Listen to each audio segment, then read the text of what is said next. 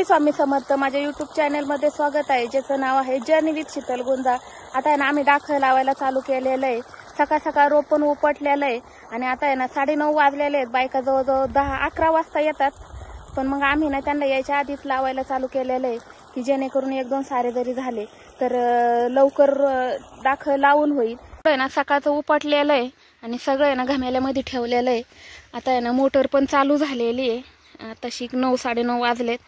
डाखळ म्हणजे आष्टर, आता गावरान भाषेमध्ये आम्ही डाखळ म्हणतो, शहरी भाषेमध्ये याला आष्टर म्हटलं जातं।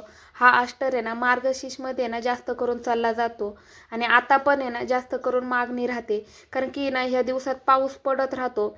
शेवंतीला आणि झेंडूला ना पाऊस काय एवढा चालत नाही, ते फुल लगेच खराब होतं। तसं आहे ना हे डाखळीचं फुल आहे ना, याला पाणी जरी मारून नेलं ना तरी चालतं, पाणी सबतं। आता ही आहे ना आम्ही डाखळ लावलेली, ही जवळजवळ नवरात्रात फुलं तोडणी करता येईल, दिवाळीमध्ये चांगलं सीझन चालन। आता आहे ना बायका पण पाणी प्यायला बसलेल्या होत्या। दाखळ लावायची बरी का कांदे लावायची बरे आहेत? दाखळ काय कांदे दात लावा लागत, पण कांद्याची सवय झालेली राहते ना आपल्याला, रोप कांद्याचं निष्ठत लवकर। शक्यतो आहे ना आम्ही कांद्याची लागवड काही करत नाही। 4-5 वर्ष झाले सलग कांदे लावले होते, पण बाजारभाव नसल्यामुळे ना खर्च पण वसूल नाही झाला। त्याच्यामुळे ना डाखळीचं चांगलं जजमेंट बसलेलं आहे, मग डाखळच लावतो आम्ही। आणि डाखळीचं आहे ना जरी नाही काय म्हटलं ना खर्च तरी वसूल होतो आणि दिवाळीमध्ये फुलं तोडायला येतात ना, मग दिवाळी तरी होती ह्या फुलांमध्ये।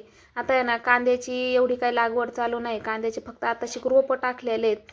कांदे लागवड आहे ना पोळ्याच्या नंतरूनच चालू होती। तुम्हाला जर माझी अशीच जर्नी पाहिजे असेल आणि रानातले व्हिडिओ पाहिजे असेल तर माझ्या यूट्यूब चॅनलला सबस्क्राईब करा। जर व्हिडिओ आवडत असेल तर लाईक करत जा। श्री स्वामी समर्थ।